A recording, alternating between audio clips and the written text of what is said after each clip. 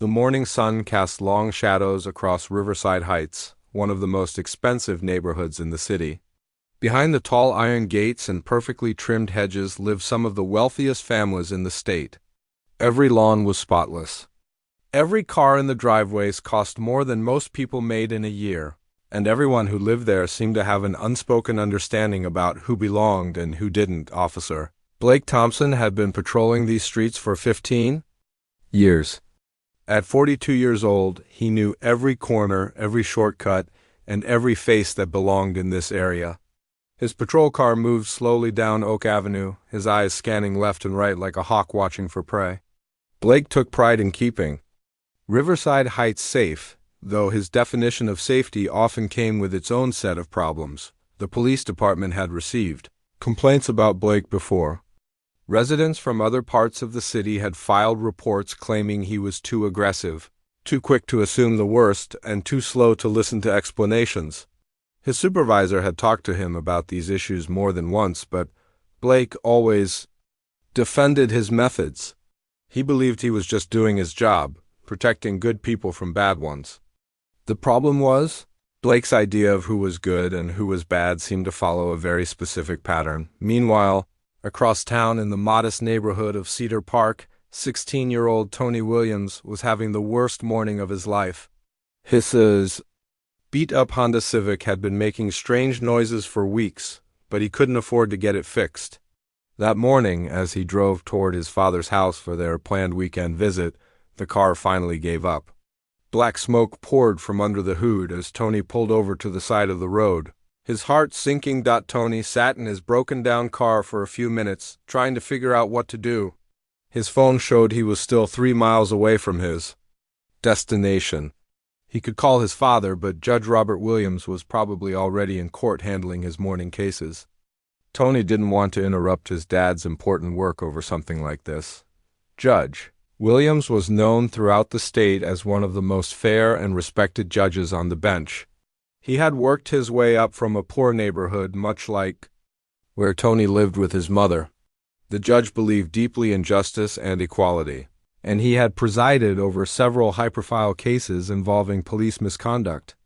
His reputation for being tough but fair had earned him respect from both law enforcement and civil rights groups, though he sometimes found himself walking a difficult line between the two. Tony grabbed his backpack from the passenger seat and started walking. He knew the general direction to his father's house in Riverside Heights, though he had only been there a few times. His parents had divorced when he was young, and while they maintained a good relationship, Tony spent most of his time with his mother in their working-class neighborhood. The contrast between where he lived and where his father had moved was like stepping into a different world. As Tony walked through the city, the neighborhoods gradually changed around him. The small houses with chain-link fences gave way to larger homes with professional landscaping. The sidewalks became cleaner, the streets wider, and the cars in the driveways much more expensive. Tony began to feel increasingly out of place as he entered Riverside Heights, his worn sneakers and faded jeans standing out against the backdrop of luxury. Officer Blake was finishing his second cup of coffee when he spotted Tony walking down Maple Street. Something about the young man immediately caught his attention. In Blake's 15 years of patrolling this area, he had developed what he called his instincts. When he saw someone who didn't fit the usual profile of Riverside Heights residents, his training kicked in. Tony's casual clothes, his backpack, and the way he kept looking around as if he wasn't sure where he was going all raised red flags in Blake's mind. Blake slowed his patrol car and began following Tony from a distance. He radioed back to dispatch, reporting a suspicious person walking through the neighborhood. The dispatcher asked for more details, but Blake's description was vague. He mentioned Tony's clothing, his age, and the fact that he seemed lost or confused. What Blake didn't mention was that his suspicion was based more on assumptions than any actual wrongdoing. Tony was completely unaware that he was being watched. He was focused on finding his father's street, occasionally checking his phone for directions. The morning was getting warmer, and his backpack felt heavier with each step. He had been walking for almost an hour, and his feet were starting to hurt.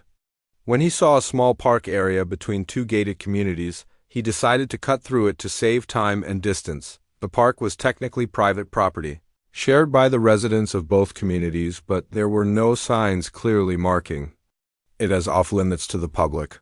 Tony saw families with children playing on the expensive playground, equipment and couples walking their dogs on the perfectly maintained grass. He kept to the walking path that ran through the middle of the park, trying not to draw attention to himself. This was exactly the moment Blake had been waiting for. From his perspective, Tony had just committed trespassing by entering the private community area. Blake's pulse quickened as he called for backup, though he didn't specify why he needed assistance. He parked his patrol car at the park entrance and got out, his hand instinctively checking that his radio and other equipment were secured. As Blake approached the park, several residents noticed the police presence and began to take interest. Some pulled out their phones, not yet knowing what was about to unfold, but sensing that something significant was happening in their usually quiet neighborhood. The morning joggers slowed their pace, dog walkers stopped to watch, and parents pulled their children a little closer. Tony was halfway through the park when he noticed people staring at him. He looked around, wondering if he had missed some rule or sign about not being allowed in the area. That's when he saw the police officer walking toward him with purpose. Tony's stomach dropped as he realized he might be in trouble for something he didn't even know was wrong. Judge Williams had taught his son to always be respectful during any interaction with law enforcement, no matter how unfair it might seem. Tony had heard the lectures about keeping his hands visible, speaking clearly, and never making sudden movements. As a young black man, these weren't just general safety tips. They were survival skills that could mean the difference between going home safely and becoming another tragic news story. Tony stopped walking and waited for the officer to approach him. His heart was beating fast, but he tried to stay calm and remember his father's advice. Around the park, more people had gathered to watch, their phones now openly recording what they sensed might become an important moment. The morning sun was getting higher in the sky, and the peaceful atmosphere of Riverside Heights was about to be shattered by the collision of two very different worlds. Neither Tony nor Officer Blake knew that they were about to become part of a story that would change both of their lives forever. The stage was set for a confrontation that would expose the deep divisions in their community and force everyone involved to confront some uncomfortable truths about justice, prejudice, and the price of making assumptions about people based on how they look rather than who they really are. Kevin stopped walking and turned around slowly when he heard the heavy footsteps getting closer behind him. His heart was already beating pretty fast, but he tried to keep his face calm and remember everything his dad had taught him about dealing with police. Keep your hands where they can see them. Don't make any quick movements. Be polite, but don't let them walk all over you. Most importantly, stay alive and get home safely. Officer Danny Rodriguez walked up to Kevin with that confident stride that cops use when they think they've caught someone doing something wrong. Danny's hand was resting on his belt, right near his radio and other equipment, and his eyes were locked on Kevin like he was studying every single move the kid might make. The morning sun was getting brighter, and people around the park were definitely starting to notice that something was happening. "Hey, hold up there," Danny called out when he got close enough. His voice had that authority tone that police officers learn in training. "What are you doing in this area? This is private property, you know." Kevin took a deep breath and tried to keep his voice steady. "I'm sorry, officer. I didn't see any signs saying I couldn't walk through here. My car broke down about 3 miles back, and I'm just trying to get to my father's house. I thought this was a public park." Danny looked Kevin up and down, taking in his worn-out sneakers, his faded jeans, and the old backpack hanging from his shoulders. Everything about this kid screamed that he didn't belong in Riverside Heights, at least in Danny's mind. "Your father's house? In this neighborhood? What's his address?" "It's on Elmwood Drive," Kevin said, trying to sound confident even though his stomach was doing flips. "Judge Harold Johnson is my father. I visit him every other weekend." Danny's eyebrows went up when he heard the word judge, but he wasn't ready to believe what Kevin was telling him. In his experience, kids who got caught trespassing would say just about anything to get out of trouble. "Judge Johnson, huh? That's a pretty convenient story. You got any ID to prove who you are? Kevin nodded and slowly reached toward his back pocket where he kept his wallet. But before he could even touch it, Danny's voice got sharp and commanding. Whoa, whoa! Keep your hands where I can see them. Don't reach for anything without telling. Me first. I was just getting my ID like you asked, Kevin said, his hands now frozen in the air. He could feel people watching him from all around the park, and some of them had their phones out and were definitely recording what was happening. My wallet is in my back pocket with my driver's license. Okay, real slow, Danny said, his hand moving closer to his radio. Use just 2 fingers and pull it out slowly, no sudden movements. Kevin did exactly what the officer told him to do, moving like he was in slow motion. He pulled out his wallet with just his thumb and index finger, then held it out toward Danny. But instead of taking it, Danny told him to take the ID out himself and hold it up where he could see it. When Kevin pulled out his license, Danny squinted at it from a few feet away. The name on the ID did say Kevin Johnson, and the address listed was in Pine Valley, not Riverside Heights. This just confirmed Danny's suspicions that the kid was lying about living in this fancy neighborhood. This says you live in Pine Valley, Danny said, his voice getting more suspicious. So what are you really doing over here in Riverside Heights? And don't give me any more stories about visiting your father. Kevin felt frustration building up inside him, but he knew he had to stay calm. Getting angry with a police officer was never a good idea, especially when you were a young black man standing in a wealthy white neighborhood. Like I told you, sir, my parents are divorced. I live with my mother in Pine Valley during the week, and I visit my father here on weekends. Judge Harold Johnson bought a house on Elmwood Drive about 2 years ago. Danny wasn't buying it. In his mind, this was just another case of someone from the wrong side of town coming into Riverside Heights to cause trouble. Maybe the kid was planning to break into houses, or maybe he was selling drugs to the rich kids who lived here. Either way, Danny was convinced that Kevin was up to no good. Why don't you call this father of yours then? Danny said, crossing his arms. If Judge Johnson is really your dad, he won't mind confirming your story. Kevin felt relief wash over him. Finally, a way to prove he was telling the truth. Okay, I'll call him right now. My phone is in my front pocket. But as Kevin started to reach for his phone, Danny's training kicked in again. Stop, I didn't say you could reach for anything. How do I know that's actually a phone in there? Officer, you just told me to call my father, Kevin said, trying to keep the frustration out of his voice. How am I supposed to do that without my phone? By now, quite a few people had gathered around to watch what was happening. Some of the residents were getting worried about the tension. They could feel building between the police officer and the teenager. Others were whispering among themselves about whether this was necessary for someone who was just walking through the park. Danny looked around and noticed all the attention they were getting. Part of him knew that this situation was getting out of hand, but his pride wouldn't let him back down now. He had started this confrontation, and he felt like he needed to see it through to prove he was right about Kevin being suspicious. Here's what we're going to do, Danny said, trying to regain control of the situation.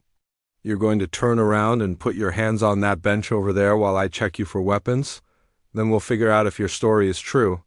Kevin's heart sank. This was exactly the kind of situation his father had warned him about. Once a police officer decided you were a threat, it became almost impossible to convince them otherwise. But Kevin also knew that resisting or arguing would only make things worse. Officer, I haven't done anything wrong, Kevin said, his voice starting to shake a little. I was just walking to my father's house. I'm not carrying any weapons, and I'm not trying to cause any trouble. That's what they all say, Danny replied, his hand now resting on his radio. If you're innocent like you claim, then you won't mind cooperating with a simple search. The people watching from around the park were getting more uncomfortable with what they were seeing. A few of them started calling out, asking if everything was okay and whether the police officer needed any help. Their voices seemed to make Danny more nervous, like he felt pressured to prove he was handling the situation properly. Kevin looked around at all the faces staring at him.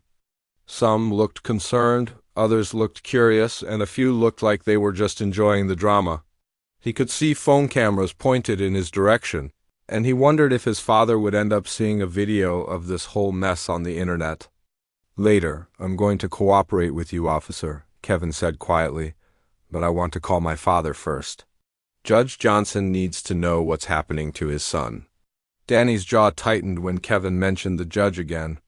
The kid was really sticking to his story, which made Danny think he was either telling the truth or was a really good liar. Either way, Danny felt like he was in too deep to turn back now. "You'll call whoever you want after I make sure you're not a threat to the safety of this neighborhood," Danny said, his voice getting louder. "Now turn around and put your hands on that bench like I told you." Kevin realized he didn't have much choice.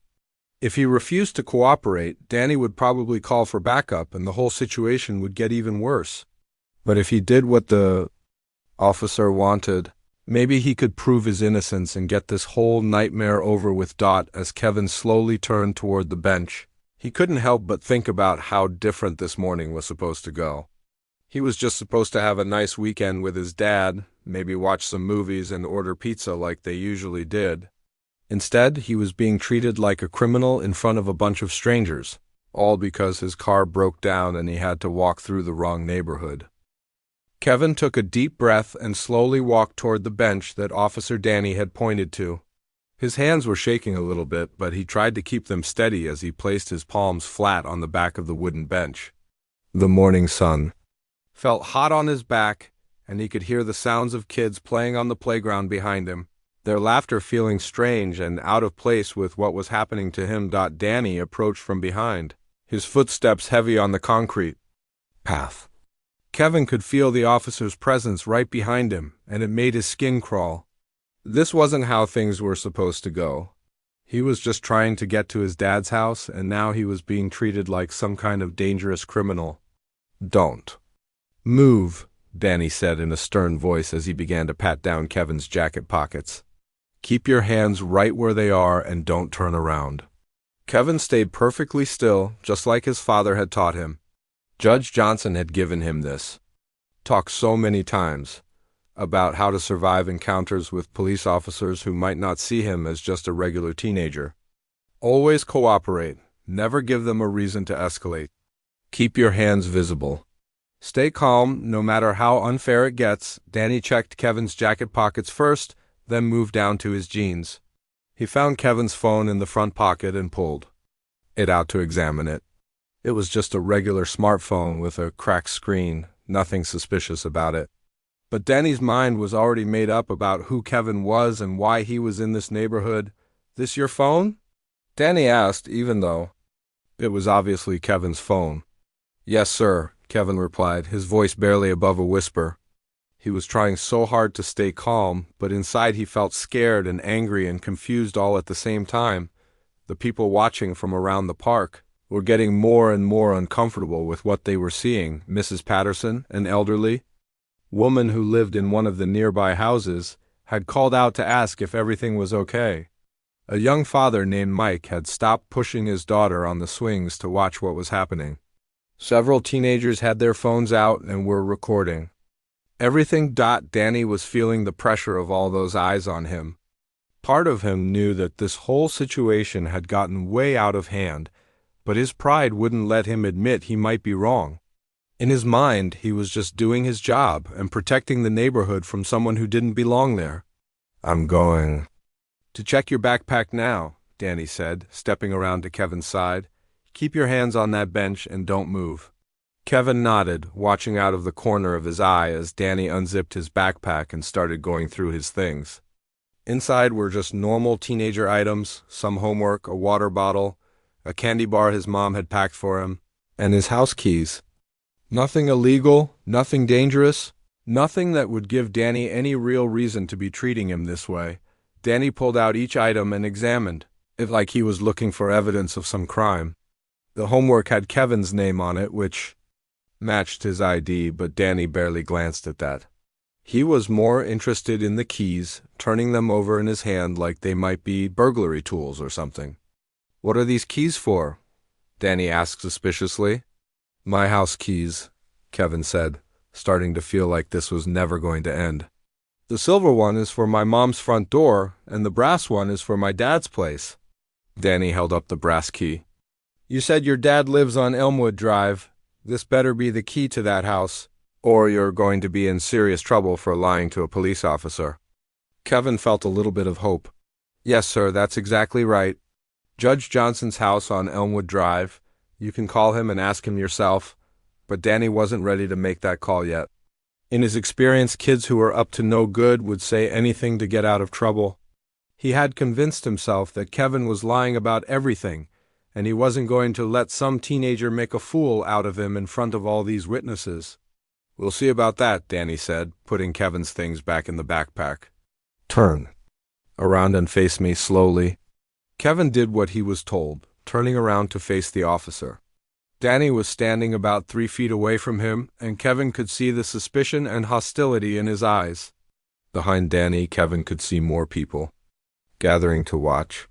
Some of them looked worried, others looked curious, and a few were still recording with their phones. I'm going to ask you one more time, Danny said, his voice getting harder. What are you really doing in this neighborhood? And don't give me any more stories about your father being some judge. Kevin felt his frustration building up inside. Him like pressure in a balloon that was about to pop. He had been polite. He had cooperated with everything the officer asked him to do, and he had told the truth about everything. But nothing seemed to matter. Danny had already decided that Kevin was guilty of something, and no amount of evidence was going to change his mind. Officer Rodriguez, Kevin said, reading the name tag on Danny's uniform. I have told you the truth about everything. My name is Kevin Johnson, my father is Judge Harold Johnson, and I live with my mother in Pine Valley. I was walking to my dad's house when you stopped me. I haven't done anything wrong. Danny didn't like the way Kevin said his name or the fact that Kevin seemed to be getting more confident instead of more scared. In Danny's mind, guilty people got nervous when they were caught, and innocent people got submissive when questioned by police. Kevin's behavior didn't fit either pattern, which made Danny even more suspicious. You're getting pretty mouthy for someone who's trespassing on private property, Danny said, taking a step closer to Kevin. Maybe you need to learn some respect for law enforcement. Kevin could feel the situation spinning out of control, but he didn't know what else to do. He had tried being polite, he had tried cooperating, and he had tried explaining the truth. Nothing was working, and Danny seemed determined to treat him like a criminal no matter what. I'm sorry if I've been disrespectful, Kevin said, trying to defuse the tension. I just want to call my father so he can clear this up. Can I please use my phone to call him? Danny looked at the phone in his own hand, the one he had taken from Kevin's pocket. For a split second, he considered letting the kid make the call. But then he thought about how embarrassing it would be if Kevin really was telling the truth. How would it look to all these witnesses if Danny had to apologize and admit he was wrong? You can call whoever you want after we get to the station, Danny said, clipping the phone to his own belt. Right now, you're coming with me for questioning. Kevin's heart sank. Going to the police station would mean missing his weekend with his dad, and it would probably mean getting arrested for something he didn't do. Worse than that, his father would find out about this whole mess, and Kevin didn't want his dad to worry about him or feel bad about what happened. Officer, please, Kevin said, his voice starting to crack a little. Just let me call my father. Judge Johnson can be here in 10 minutes to verify who I am. You don't have to arrest me for this. Danny pulled out his handcuffs and took another step toward Kevin. The crowd of onlookers was getting bigger now, and several people were calling out, asking Danny to let the kid call his parents. But Danny felt like he had gone too far to turn back now. His reputation was on the line, and he wasn't going to let some teenager from the wrong side of town make him look stupid. Turn around and put your hands behind your back, Danny ordered. You're under arrest for trespassing and obstruction of justice. Kevin couldn't believe what was happening. Obstruction of justice? All he had done was answer Danny's questions and try to explain who he was. But as he started to turn around, his phone started ringing from where Danny had clipped it to his belt. The ringtone was loud enough for everyone around them to hear. That's probably my dad calling, Kevin said quickly. He's expecting me, and When I don't show up, he always calls to check on me. Please, just answer the phone and talk to him. Danny looked down at the phone and he could see Dad displayed on the screen. For just a moment, doubt crept into his mind. What if this kid really was telling the truth? What if Judge Johnson really was his father? But Danny's pride and his prejudices were stronger than his doubt. Nice try, Danny said, reaching to silence the phone. Anyone can put Dad in there. Contacts. As Danny reached for the phone, Kevin made what would turn out to be the biggest mistake of his life. In a moment of desperation and frustration, he reached toward Danny's belt, trying to get his own phone so he could answer his father's call. That's my phone, Kevin said, his hand moving toward where Danny had clipped it.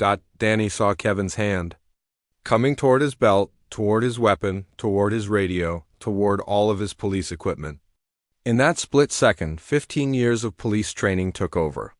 Danny's hand went immediately to his gun, and his mind filled with all the warnings he had heard about suspects making sudden moves toward an officer's weapons.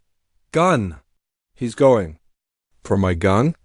Danny shouted, even though Kevin's hand was nowhere near Danny's weapon. Everything happened so fast after that. Danny drew his pistol and pointed it at Kevin, who immediately threw his hands up in the air and started backing away. The people watching started screaming, and some of them hit the ground.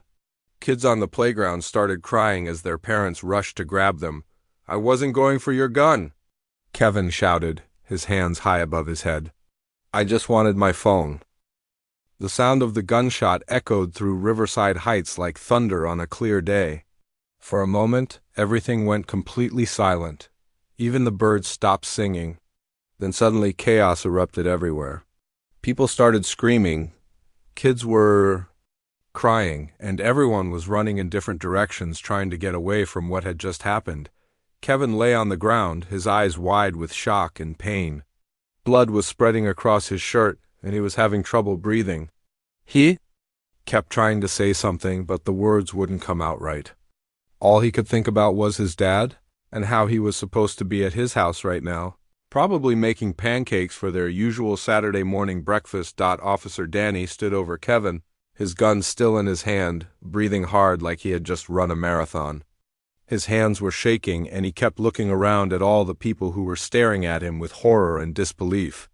Deep down, Danny knew something had gone terribly wrong, but his training kicked in and he immediately got on his radio to call for backup in an ambulance. This is Unit 47, Danny said into his radio, his voice trying to sound calm and professional. I have an officer-involved shooting at Riverside Park. Suspect was reaching for my weapon. I need immediate backup and medical assistance. Mrs. Patterson, the elderly woman who had been watching from the beginning, was crying and shaking as she knelt down next to Kevin. She had seen the whole thing, and she knew that Kevin had never reached for Danny's gun. He had just been trying to get his phone when his father called. She pressed her hands against Kevin's wounds, trying to stop the bleeding while telling him over and over that help was coming. Several other people were already on their phones, calling 911 and recording everything that was happening. Mike, the father who had been pushing his daughter on the swings, was live-streaming the whole scene on social media. Within minutes, the video of Kevin being shot was spreading across the internet like wildfire. The ambulance arrived about 7 minutes later, followed closely by 3 more police cars. The paramedics rushed over to Kevin and immediately started working on him, checking his pulse, stopping the bleeding, and getting him ready to transport to the hospital. One of them looked up at Danny and shook his head, indicating that Kevin's condition was very serious. What happened here? Asked Sergeant Lisa Torres, Danny's supervisor, as she walked up to him. Danny had worked with Lisa for years, and she knew him well enough to see that he was rattled by what had just happened. Suspect was trespassing in the park, Danny said, trying to stick to his story. When I attempted to question him, he became aggressive and reached for my weapon. I fired in self-defense. But Lisa could see all the witnesses around the park, and many of them were shaking their heads and calling out that Danny's version wasn't what really happened. She made a mental note to interview all of them separately before writing her report. As the paramedics loaded Kevin into the ambulance, One of the other officers started going through Kevin's belongings to identify him.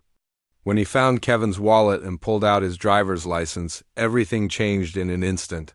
"Sarge," the officer called out to Lisa, his voice sounding strange. "You need to see this."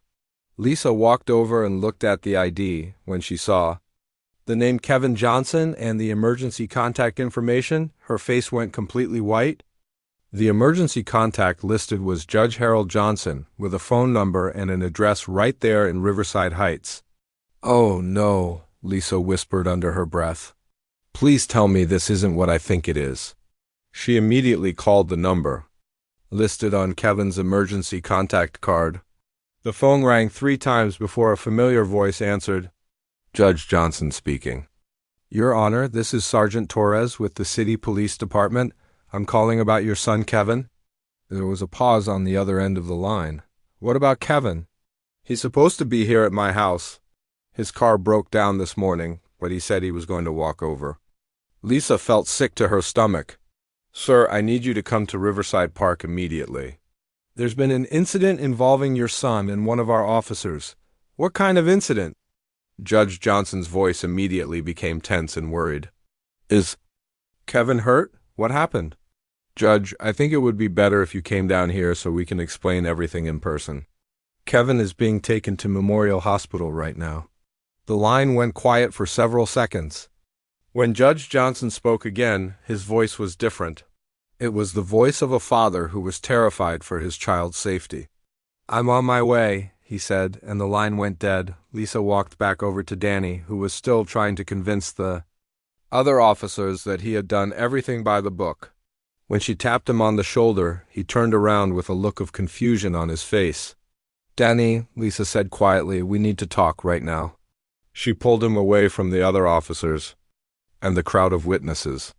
When they were far enough away that no one could hear them, she showed him Kevin's driver's license. "Do you know who this kid is?" she asked. Danny looked at the license and saw the name Kevin Johnson.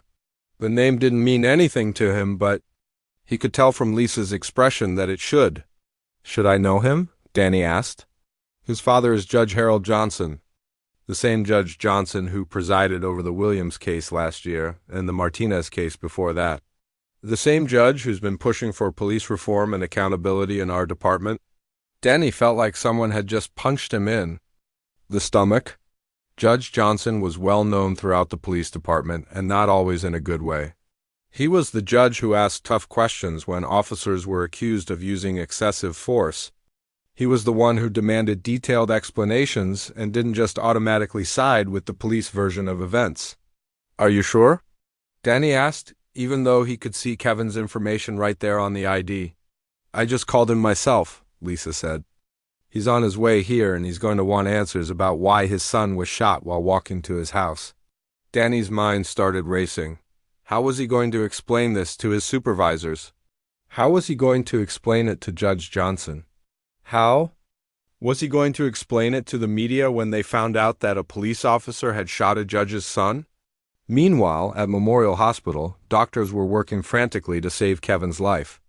The bullets had done serious damage, and Kevin was losing a lot of blood. Dr. Amanda Chun, the lead trauma surgeon, was doing everything she could. But Kevin's condition was critical. Judge Johnson arrived at the hospital about 20 minutes after the shooting. He was still wearing his weekend clothes, jeans, and a casual shirt, and his face looked like he had aged 10 years in the past half hour. When he walked into the emergency room, nurses immediately recognized him and directed him to where the doctors were working on his son. "How is he?" Judge Johnson asked Dr. Chun when she came out to update him. "He's stable for now, but it's touch and go," she said honestly. "The next few hours will be critical." "We're doing everything we can." Judge Johnson sat down in the waiting room, his head in his hands. As one of the most powerful judges in the state, he was used to being in control of situations. But right now, he was just a father whose son had been shot, and there was nothing he could do except wait and pray. Back at Riverside Park, news crews were starting to arrive. Someone had posted the video of the shooting on social media, and it was already being shared thousands of times. The hashtag Justice for Kevin was starting to trend. Even though most people didn't know yet that Kevin was the son of Judge Johnson, Lisa knew that once the media found out about Kevin's identity, this story was going to explode into national news. A white police officer shooting an unarmed black teenager was bad enough. But when that teenager turned out to be the son of a prominent judge who had been fighting for police accountability, it was going to become a much bigger story. Danny was sitting in the back of a police car, trying to figure out how his life had just completely fallen apart in the span of 30 minutes. He kept replaying the shooting in his mind, trying to convince himself that he had done the right thing. But the more he thought about it, the more he realized that Kevin had never actually threatened him. The kid had just been trying to get his phone to call his father. As the sun started to set over Riverside Heights, the peaceful neighborhood had been transformed into a crime scene. Yellow tape surrounded the park, investigators were taking measurements and photographs, and reporters were setting up their cameras for the evening news broadcasts. Nobody knew yet that this shooting would become one of the most controversial cases in the city's history, or that it would force everyone involved to confront some very uncomfortable truths about race, justice, and the way police officers are trained to see threats that might not actually exist. 3 days after the shooting, Kevin opened his eyes in the hospital for the first time. The room was quiet except for the steady beeping of machines that were monitoring his heartbeat and helping him breathe. When he tried to sit up, a sharp pain shot through his chest, reminding him of what had happened in the park. His father was sitting in a chair next to the bed, and Judge Johnson looked like he hadn't slept in days. "Dad?" Kevin's voice came out as barely a whisper. Judge Johnson jumped up from his chair and gently took his son's hand. "I'm here, Kevin. You're safe now. You're in the hospital, but you're going to be okay." Kevin tried to remember what had happened, but everything felt fuzzy and confusing. He remembered walking through the park, he remembered the police officer asking him questions, and then everything went black. What happened to me? Judge Johnson's jaw tightened, and Kevin could see anger and sadness in his father's eyes. "You were shot by a police officer. But don't worry about that right now. Just focus on getting better." Outside Kevin's hospital room, the world had completely changed. The video of the shooting had been viewed millions of times on social media. News crews from all over the country had descended on the city to cover the story. Protesters were marching in the streets, demanding justice for Kevin and calling for Officer Danny Rodriguez to be arrested and charged with attempted murder. The fact that Kevin was Judge Johnson's son had made the story even bigger. Everyone wanted to know how a respected judge's child could be shot by police while simply walking to his father's house. Civil rights leaders, politicians, and celebrities were all weighing in on what happened. And the pressure on the police department was enormous. Police Chief Robert Martinez had been dealing with phone calls and meetings nonstop since the shooting happened. The mayor was demanding answers, the city council was threatening investigations, and the media was asking tough questions about why Officer Rodriguez hadn't been arrested yet. "We need to handle this carefully," Chief Martinez told his team during an emergency meeting. "This isn't just about one officer anymore. The whole department is under scrutiny." But the evidence was becoming harder and harder to ignore. The witness videos showed clearly that Kevin had never reached for Danny's gun. Multiple people had given statements saying that Kevin was cooperative and polite throughout the entire encounter. Even some of the other police officers who responded to the scene were questioning Danny's version of what happened. Danny himself was in administrative leave, which meant he couldn't work as a police officer while the investigation was ongoing. He was sitting in his apartment watching the news coverage of the shooting and feeling sick to his stomach. Every time they showed Kevin's picture on TV, Danny was reminded of how young the kid looked and how scared he must have been in those final moments before the shooting. Danny's wife had been asking him to tell her exactly what happened, but he couldn't bring himself to admit the truth, even to her. How could he explain that he had shot an innocent teenager because of his own prejudices and assumptions? How could he tell her that his 15-year career as a police officer was probably over because he had made the worst mistake of his life? The investigation was being handled by the state police to avoid any conflicts of interest. Detective Rachel Kim had been assigned to lead the case, and she was known for being thorough and fair. She had interviewed all the witnesses, reviewed all the video footage, and examined all the physical evidence. Her conclusion was becoming clear. Officer Rodriguez had used deadly force against an unarmed teenager who posed no real threat.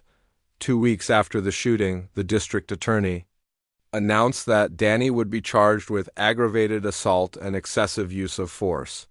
The news sent shockwaves through the police department, where many officers felt that Danny was being thrown under the bus to appease public pressure. But Judge Johnson wasn't satisfied with just criminal charges against Danny. He knew that this incident was part of a much larger problem with how police officers were trained to see young black men as threats. He started working with civil rights organizations to push for comprehensive police reform in the city. "This isn't just about what happened to my son," Judge Johnson said during a press conference outside the courthouse. "This is about making sure that no other family has to go through what we've been through. We need real change, not just apologies." Kevin's recovery was slow and painful. The physical wounds were healing, but the emotional trauma was harder to deal with. He had nightmares about the shooting, and he was afraid to leave the house. The teenager, who had been confident and outgoing before the incident, was now quiet and anxious most of the time. "I keep thinking about what I could have done differently," Kevin told his father during one of their conversations. "Maybe if I had just stayed in my broken-down car instead of walking through that neighborhood." "Don't you dare blame yourself for this," Judge Johnson said firmly. "You did nothing wrong. You were walking to your father's house, which is something you have every right to do. What happened to you is not your fault." The trial of Officer Danny Rodriguez began 6 months after the shooting. The courthouse was packed with reporters, protesters, and members of both Kevin's family and Danny's family. Judge Johnson had recused himself from the case to avoid any conflicts of interest, but he attended every day of the trial as Kevin's father. Kevin's testimony was the most powerful moment of the entire trial. He walked slowly to the witness stand, still moving carefully because of his injuries. When the prosecutor asked him to describe what happened that day, Kevin spoke in a clear, strong voice that filled the courtroom. "I was just trying to get to my dad's house," Kevin said. "My car broke down, so I had to walk. When Officer Rodriguez stopped me, I tried to be polite and respectful. I told him who I was, I showed him my ID, and I tried to explain that my father lived in the neighborhood. But he had already decided that I didn't belong there." Kevin went on to describe how the situation escalated, how Danny became more and more aggressive, and how terrified he felt when the officer drew his gun. "All I wanted to do was call my father," Kevin said. "When my dad's call came through on my phone, I thought it would solve everything. I thought if Officer Rodriguez just talked to my father, he would understand that I was telling the truth." The defense attorney tried to argue that Danny had acted in self-defense, claiming that Kevin's movements had been threatening and that any reasonable officer would have done the same thing. But the video evidence contradicted this argument. The jury could see for themselves that Kevin had never reached for Danny's weapon and had been trying to cooperate throughout the entire encounter. Danny's own testimony was uncomfortable to watch.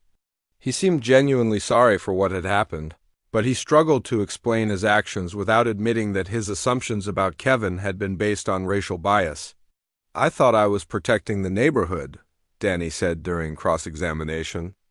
"But I realize now that I made a terrible mistake. I let my assumptions cloud my judgment, and an innocent young man almost died because of it."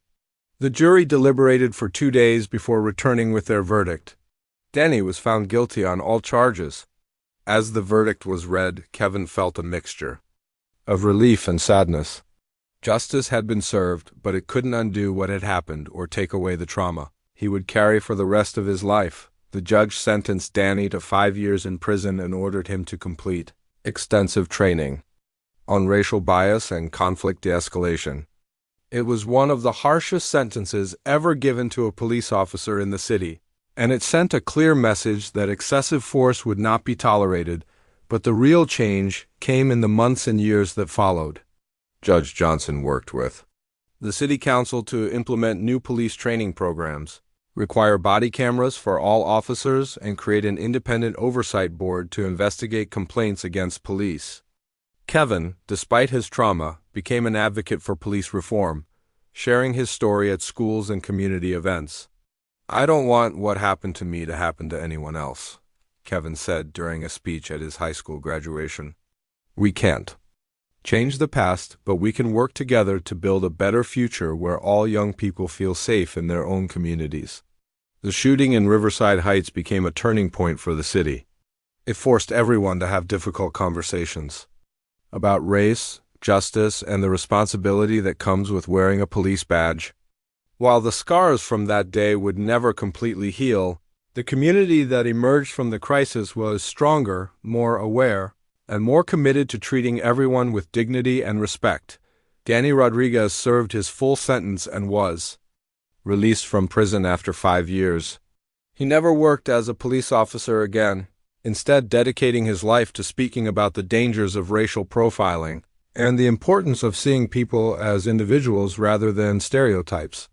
His story, along with Kevin's, became part of the training that all new police officers in the city were required to complete. Years later, Kevin graduated from college and went on to law school, inspired by his father's example and his own experience with the justice system. He wanted to make sure that other young people had someone fighting for their rights and their safety.